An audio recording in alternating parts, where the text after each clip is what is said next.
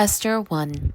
This is what happened during the time of Xerxes, the Xerxes who ruled over 127 provinces, stretching from India to Kush. At that time, King Xerxes reigned from his royal throne in the citadel of Susa, and in the 3rd year of his reign he gave a banquet for all his nobles and officials. The military leaders of Persia and Media, the princes, and the nobles of the provinces were present.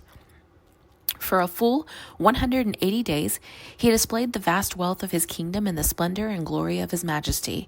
When these days were over, the king gave a banquet lasting 7 days in the enclosed garden of the king's palace for all the people from the least to the greatest who were in the citadel of Susa. The garden had hangings of white and blue linens, fastened with cords of white linen and purple material to silver rings on marble pillars. There were couches of gold and silver on a mosaic pavement of porphyry, marble, mother of pearl, and other costly stones. Wine was served in goblets of gold, each one different from the other, and the royal wine was abundant in keeping with the king's liberality.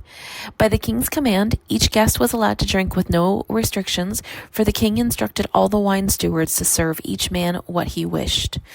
Queen Vashti also gave a banquet for the women in the royal place of King Xerxes.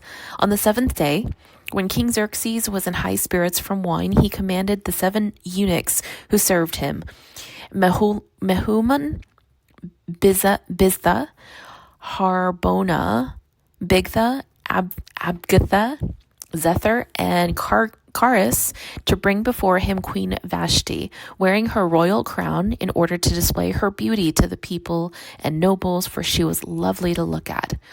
But when the attendants delivered the king's command, Queen Vashti refused to come. Then the king became furious and burned with anger. Since it was customary for the king to consult experts in matters of law and justice, he spoke with the wise men who understood the times and were closest to the king. Kershina, Sethar, Admatha, Tarshish, Meres, Mersena, and Merkunan, the 7 nobles of Persia and Media who had special access to the king and were highest in the kingdom. According to law, what must be done to Queen Vashti, he asked. She has not obeyed the command of King Xerxes that the eunuchs had taken to her. Then Merukum replied in the presence of the king and the nobles, Queen Vashti has done wrong, not only against the king, but also against all the nobles and peoples of all the provinces of King Xerxes. For the queen's conduct will become known to all the women, and so they will despise their husbands and say, King Xerxes commanded Queen Vashti to be brought before him, but she would not come. This very day, the Persian and the Median women of the nobility who have heard about the queen's conduct will respond to all the king's nobles in the same way. There will be no end of disrespect and discord. Therefore, if it pleases the king, let him issue a royal decree and let it be written in the laws of Persia and Media, which cannot be repealed, that Vashti is never again to enter the presence of King Xerxes. Also, let the king give her royal position to somebody else who is better than she. Then, when the king's edict is proclaimed throughout all his vast realm, all the women will respect their husbands from the least to the greatest. The king and his nobles were pleased with this advice, so the king did as Mehuman proposed. He sent dispatches to all parts of the kingdom, to each province in its own script, and to each people in their own language, proclaiming that every man should be ruler over his own household, using his native tongue. Esther 2. Later, when King Xerxes' fury had subsided, he remembered Vashti and what she had done and what he had decreed about her. Then the king's personal attendants proposed, let a search be made for a beautiful young virgin for the king. Let the king appoint commissioners in every province of his realm to bring all these beautiful young women into the harem at the citadel of Susa. Let them be placed under the care of Haggai, the king's eunuch, who is in charge of the women, and let beauty treatments be given to them. Then let the young woman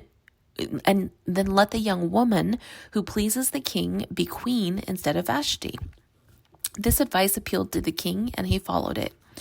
Now there was in the citadel of Susa a Jew of the tribe of Benjamin named Mordecai, son of Jair, the son of Shimei, the son of Kish, who had been carried into exile from Jerusalem by Nebuchadnezzar, king of Babylon, along those taken captive with Jehoiachin, king of Judah.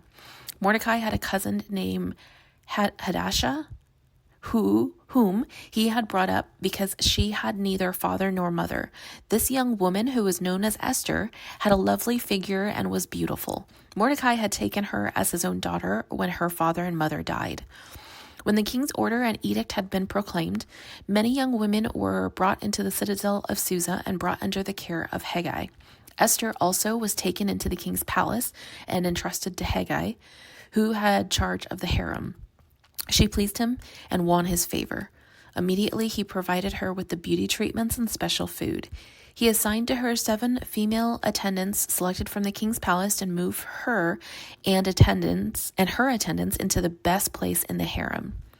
Esther had not revealed her nationality and family background because Mordecai had forbidden her to do so. Every day he walked back and forth near the courtyard of the harem to find out how Esther was and what was happening to her. Before a young woman's turn came to go into King Xerxes, she had to complete 12 months of beauty treatments prescribed for the women, 6 months of oil with myrrh, and 6 with perfumes and cosmetics. And this is how she would go to the king. Anything she wanted was given her to take with her from the harem to the king's palace. In the evening she would go there, and in the morning return to another part of the harem to the care of Shashgag, the king's eunuch who was in charge of the concubines. She would not return to the king unless he was pleased with her and summoned her by name. When the turn came for Esther, the young woman Mordecai had adopted, the daughter of his uncle Abihail, to go to the king, she asked for nothing other than what Hegai, the king's eunuch who was in charge of them, suggested, and Esther won the favor of everyone who saw her. She was taken to King Xerxes in the royal residence of the 10th month, the month of Tebeth, in the 7th year of his reign. Now the king was attracted to Esther more than any of the other women, and she won his favor and approval more than any of the other virgins. So he set a royal crown on her head and made her queen instead of Vashti. And the king gave a great banquet, Esther's banquet, for all his nobles and officials. He proclaimed a holiday through the provinces and distributed gifts with royal liberality. When the virgins were assembled a second time, Mordecai was sitting at the king's gate. But Esther had kept secret her family background and nationality, just as Mordecai had told her to do so, for she continued to follow Mordecai's instructions as she had done when he was bringing her up. During the time Mordecai was sitting at the king's gate, Bigthana and Teresh, 2 of the king's officers who guarded the doorway, became angry and conspired to assassinate King Xerxes. But Mordecai found out about the plot and told Queen Esther, who in turn reported it to the king, giving credit to Mordecai. And when the report was investigated and found to be true, the 2 officials were impaled on poles. All this was recorded in the book of Annals in the presence of the king. Esther 3. After these events, King Xerxes honored Haman, son of Hammedatha, the Agagite, elevating him and giving him a great seat of honor higher than that of all other nobles. All the royal officials at the king's gate knelt down and paid honor to Haman, for the king had commanded this concerning him. But Mordecai would not kneel down or pay him honor. Then the royal officials at the king's gate asked Mordecai, "Why do you disobey the king's command?" Day after day they spoke to him, but he refused to comply. Therefore they told Haman about it to see whether Mordecai's behavior would be tolerated, for he had told them he was a Jew. When Haman saw that Mordecai would not kneel down or pay him honor, he was enraged. Yet, having learned who Mordecai's people were, he scorned the idea of killing only Mordecai. Instead, Haman looked for a way to destroy all Mordecai's people, the Jews, throughout the whole kingdom of Xerxes. In the 12th year of King Xerxes, in the 1st month, the month of Nisan, the pur was cast in the presence of Haman to select a day and month. And the lot fell on the 12th month, the month of Adar. Then Haman said to King Xerxes, "There is a certain people dispersed among the peoples in all the provinces of your kingdom who keep themselves separate. Their customs are different from those of all other people, and they do not obey the king's laws. It is not in the king's best interest to tolerate them. If it pleases the king, let a decree be issued to destroy them, and I will give 10,000 talents of silver to the king's administrators for the royal treasury." So the king took his signet ring from his finger and gave it to Haman, son of Hammedatha, the Agagite, the enemy of the Jews. "Keep the money," the king said to Haman, "and do with the people as you please." Then on the 13th day of the first month, the royal secretaries were summoned. They wrote out the script of each promise, and in the language of each people, all Haman's orders to the king's satraps, the governors of the various provinces, and the nobles of the various peoples. These were written in the name of King Xerxes himself and sealed with his own ring. Dispatches were sent by couriers to all the king's provinces with the order to destroy, kill, and annihilate all the Jews, young and old, women and children, on a single day, the 13th day of the 12th month, the month of Adar, and to plunder their goods. A copy of the text of the edict was to be issued as law in every province and made known to the people of every nationality, so they would be ready for that day. The couriers went out, spurred on by the king's command, and the edict was issued in the citadel of Susa. The king and Haman sat down to drink, but the city of Susa was bewildered. Esther 4. When Mordecai learned of all that had been done, he tore his clothes, put on sackcloth and ashes, and went out to the city, wailing loudly and bitterly. But he went only as far as the king's gate, because no one clothed in sackcloth was allowed to enter it. In every province to which the edict and the order of the king came, there was a great mourning among the Jews, with fasting, weeping, and wailing. Many lay in sackcloth and ashes. When Esther's eunuchs and female attendants came and told her about Mordecai, she was in great distress. She sent clothes for him to put on instead of his sackcloth, but he would not accept them. Then Esther summoned Hathach, one of the king's eunuchs, as signed to attend her, and ordered him to find out what was troubling Mordecai and why. So Hathach went out to Mordecai in the open square of the city in front of the king's gate. Mordecai told him everything that had happened to him, including the exact amount of money Haman had promised to pay him in the royal treasury for the destruction of the Jews. He also gave him a copy of the text of the edict for their annihilation, which had been published in Susa, to show Esther and explain it to her. And he told him to instruct her to go into the king's presence to beg for mercy and plead with him for her people. Hathach went back and reported to Esther what Mordecai had said. Then she instructed him to say to Mordecai, "All the king's officials and all the people of the royal provinces know that for any man or woman who approaches the king in the inner court without being summoned, the king has but one law, that they be put to death unless the king extends the gold scepter to them and spares their lives. But 30 days have passed since I was called to go to the king." When Esther's words were reported to Mordecai, he sent back the answer, "Do not think that because you are in the king's house, you alone of all the Jews will escape. For if you remain silent at this time, relief and deliverance for the Jews will arise from another place, but you and your father's family will perish. And who knows but that you have come to your royal position for such a time as this?" Then Esther sent this reply to Mordecai, "Go, gather together all the Jews who are in Susa and fast for me. Do not eat or drink for 3 days, night or day. I and my attendants will fast as you do. When this is done, I will go to the king, even though it is against the law, and if I perish, I perish." So Mordecai went away and carried out all of Esther's instructions. Esther 5. On the 3rd day, Esther put on her royal robes and stood in the inner court of the palace in front of the king's hall. The king was sitting on his royal throne in the hall, facing the entrance. When he saw Queen Esther standing in the court, he was pleased with her and held out to her the gold scepter that was in his hand. So Esther approached and touched the tip of the scepter. Then the king asked, "What is it, Queen Esther? What is your request? Even up to half the kingdom it will be given to you." "If it pleases the king," replied Esther, "let the king, together with Haman, come today to a banquet I have prepared for him." "Bring Haman at once," the king said, "so that we may do what Esther asks." So the king and Haman went to the banquet Esther had prepared. As they were drinking wine, the king again asked Esther, "Now what is your petition? It will be given to you. And what is your request? Even up to half the kingdom, it will be granted." Esther replied, "My petition and my request is this. If the king regards me with favor, and if it pleases the king to grant my petition and fulfill my request, let the king and Haman come tomorrow to the banquet. I will prepare for them. Then I will answer the king's question."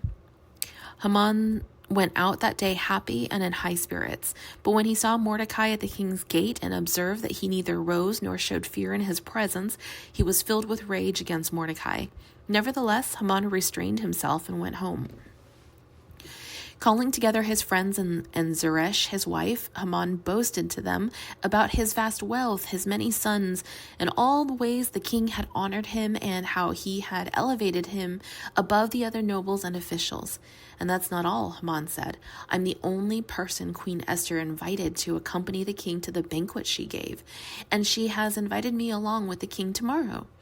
But all this gives me no satisfaction as long as I see that Jew Mordecai sitting at the king's gate." His wife Zeresh and his friends said to him, "Have a pole set up, reaching to a height of 50 cubits, and ask the king in the morning to have Mordecai impaled on it. Then go with the king to the banquet and enjoy yourself." This suggestion delighted Haman, and he had the pole set up. Esther 6. That night the king could not sleep, so he ordered the book of Chronicles, the record of his reign, to be brought in and read to him. It was found recorded there that Mordecai had exposed Bigthana and Teresh, two of the king's officers who guarded the doorway, who had conspired to assassinate King Xerxes. "What honor and recognition has Mordecai received for this?" the king asked. "Nothing has been done for him," his attendants answered. The king said, "Who is in the court?" Now Haman had just entered the outer court of this palace to speak to the king about impaling Mordecai on the pole he had set up for him. The attendants answered, "Haman is standing in the court. Bring him in," the king ordered. When Haman entered, the king asked, "What should be done for the man the king delights to honor?" Now Haman thought to himself, "Who is there that the king would rather honor than me?" So he answered the king, "For the man the king delights to honor, have him bring a royal robe to the king.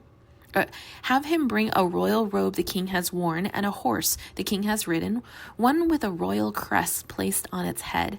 Then let the robe and horse be entrusted to one of the king's most noble princes.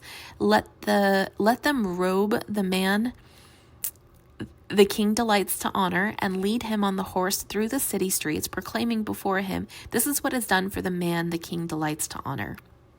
"Go at once," the king commanded Haman. "Get the robe and the horse, and do just as you have suggested for Mordecai the Jew, who sits at the king's gate. Do not neglect anything you have recommended." So Haman got the robe and the horse. He robbed Mordecai and led him on horseback through the city streets. He robed Mordecai. All right. Going back. So Haman got the robe and the horse. He robed Mordecai and led him on horseback through the city streets, proclaiming before him, "This is what is done for the man the king delights to honor." Afterward, Mordecai returned to the king's gate, but Haman rushed home with his head covered in grief. And he told Zeresh, his wife, and all his friends everything that had happened to him.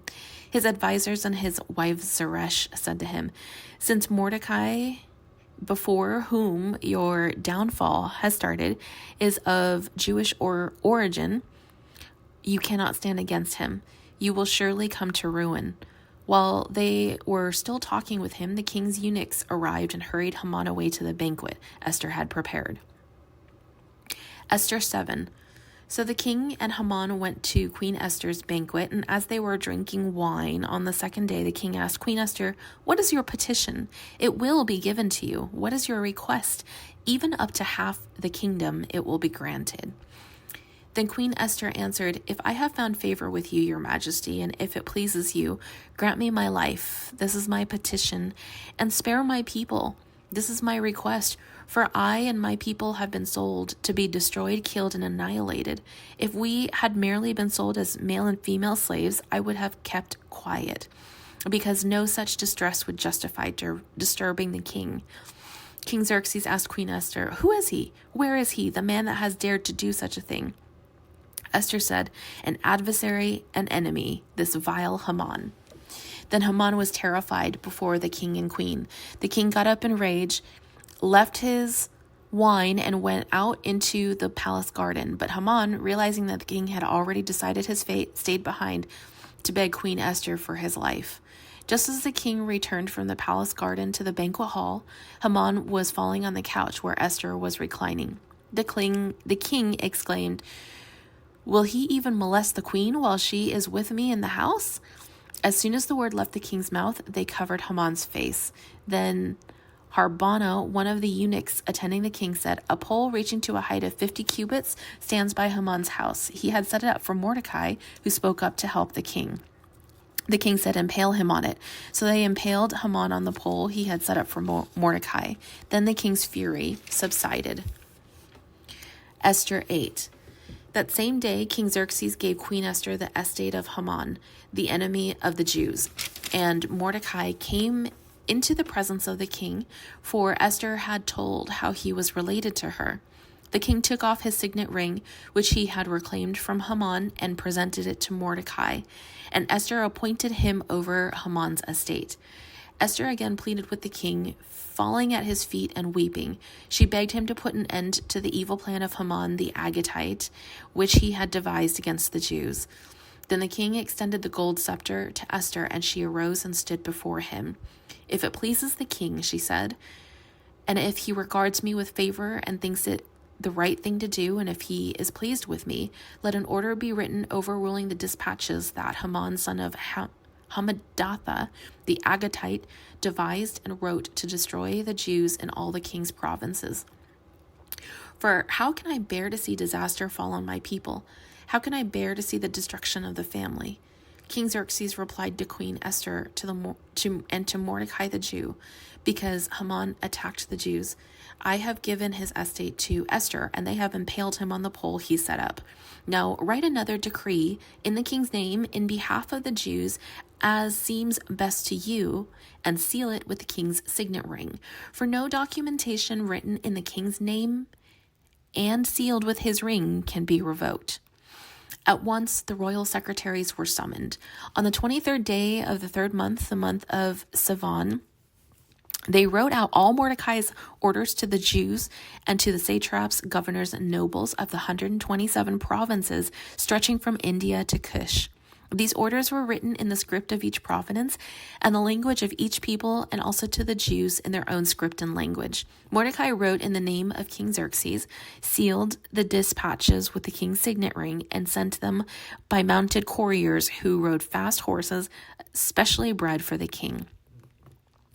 The king's edict granted the Jews in every city the right to assemble and protect themselves, to destroy, kill, and annihilate the armed men of any nationality or province who might attack them and their women and children, and to plunder the property of their enemies. The day appointed for Jews to do this in all the provinces of King Xerxes was the 13th day of the 12th month, the month of Adar. A copy of the text of the edict was to be issued as law in every province and made known to the people of every nationality, so that the Jews would be ready on that day to avenge themselves on their enemies. The couriers, riding the royal horses, went out, spurred on by the king's command, and the edict was issued in the citadel of Susa. Esther 9. When Mordecai left the king's presence, he was wearing royal garments of blue and white, a large crown of gold, and a purple robe of fine linen. And the city of Susa held a joyous celebration. For the Jews, it was a time of happiness and joy, gladness and honor. In every province and in every city to which the edict of the king came, there was joy and gladness among the Jews, with feasting and celebrating. And many people of other nationalities became Jews, because fear of the Jews had seized them. On the 13th day of the 12th month, the month of Adar, the edict commanded by the king was to be carried out. On this day, the enemies of the Jews had hoped to overpower them, but now the tables were turned, and the Jews got the upper hand over those who hated them. The Jews assembled in their cities in the provinces of King Xerxes to attack those determined to destroy them. No one could stand against them because the people of all the other nationalities were afraid of them, and all the nobles of the provinces, the satraps, the governors, and the king's administrators helped the Jews because fear of Mordecai had seized them. Mordecai was prominent in the palace. His reputation spread through the provinces, and he became more and more powerful. The Jews struck down all the enemies with the sword, killing and destroying them, and they did what they pleased to do to those who hated them. In the citadel of Susa, the Jews killed and destroyed 500 men. They also killed Parethana, Dalphon, Aspatha, Paratha, Adalia, Aridatha, Parmasha, Arisai, Aradai, and Vizatha. The 10 sons of Haman, son of Hammedatha, the enemy of the Jews, but they did not lay their hands on the plunder. The number of those killed in the citadel of Susa was reported to the king that same day. The king said to Queen Esther, "The Jews have killed and destroyed 500 men and the 10 sons of Haman in the city of Susa. What have they done in the rest of the king's provinces? Now, what is your petition? It will be given to you. What is your request? It will also be granted." "If it pleases the king," as Esther answered, "give the Jews in Susa permission to carry out this day's edict tomorrow also, and let Haman's 10 sons be impaled on poles." Wow. So the king commanded that this be done. An edict was issued in Susa, and they impaled the 10 sons of Haman. The Jews in Susa came together on the 4th day of the month of Adar, and they put to death in Susa 300 men. But they did not lay their hands on the plunder. Meanwhile, the remainder of the Jews who were in the king's provinces also assembled to protect themselves and get relief from their enemies. They killed 75,000 of them, but did not lay their hands on the plunder. This happened on the 13th day of the month of Adar, and on the 14th day they rested and made it a day of feasting and joy. The Jews in Susa, however, had assembled on the 13th and 14th, and then on the 15th they rested and made it a day of feasting and joy. This is why rural Jews, those living in villages, observe the 14th of the month of Adar as a day of joy and feasting, a day for giving presents to each other. Mordecai recorded these events, and he sent letters to all the Jews throughout the provinces of King Xerxes, near and far, to have them celebrate annually the 14th and 15 days of the month of Adar as the time when Jews got relief from their enemies, and as the month when their sorrow was turned into joy and their mourning into a day of celebration. He wrote them to observe the days as days of feasting and joy, and giving presents of food to one another and gifts to the poor. So the Jews agreed to continue the celebration they had begun, doing what Mordecai had written to them. For Haman, son of Hammedatha, the Agagite, the enemy of all the Jews, had plotted against the Jews to destroy them and had cast the pur, that's the lot, for their ruin and destruction. But when the plot came to the king's attention, he issued written orders that the evil scheme Haman had devised against the Jews should come back onto his own head, and that he and his sons should be impaled on poles. Therefore these days were called Purim, for the word poor. Because of everything written in this letter and because of what they had seen and what had happened to them, the Jews took it on themselves to establish the custom that they and their descendants and all who join them should without fail observe these 2 days every year in the way prescribed and at the time appointed. These days should be remembered and observed in every generation by every family and in every province and in every city. And these days of Purim should never fail to be celebrated by the Jews, nor should the memory of these days die out among their descendants. So Queen Esther, daughter of Abihail, along with Mordecai the Jew, wrote with full authority to confirm the second letter concerning Purim. And Mordecai sent letters to all the Jews in the 127 provinces of Xerxes' kingdom, words of goodwill and assurance, To establish these days of Purim at their designated times as Mordecai the Jew and Queen Esther had decreed for them, and as they had established for themselves and their descendants in regard to their times of fasting and lamentation. Esther's decree confirmed these regulations about Purim, and it was written down in the records. Esther 10. King Xerxes imposed tribute throughout the empire to its distant shores, and all his acts of power and might, together with the full account of the greatness of Mordecai, whom the king had promoted, are they not written in the book of annals of the kings of Media and Persia? Mordecai the Jew was second in rank to King Xerxes, preeminent among the Jews, and held in high esteem by his many fellow Jews, because he worked for the good of his people and spoke up for the welfare of all the Jews.